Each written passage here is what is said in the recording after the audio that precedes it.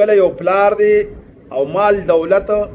او تجارت ټول د پلار دی او داغه 15 بچی دی او د 15 ور ودونه کړی دي او یو پکې د پلار نمخ کې وفات شو او داغه بچی شتا مطلب د دی والد صاحب اغن وسیری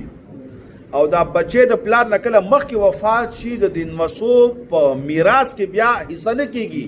چې کله بعد کې بیا پلار مړ شو چې کله پلار مړ شي او څومره بچی ژوندۍ وي دا غوي حصے کیږي دلته دا یو مسله د خلکو ته په ذهن کې کېدی چې د پلار ته پکار دی چې دغه وسو په حق کې بیا سو کی وصیت کی وصیت لپاره دوه شرطونه ما تاسو ته ویلو یو وارث لپاره وصیت نشته دلته وصیت وارث نه دی دویم وصیت به کوي خود ثلث مال نه به کم کوي زیات به نه کوي نو پکار دا چې نیکه باندې لازم دی چې د خپل مسو په حق کې وصیت وکړي چې زما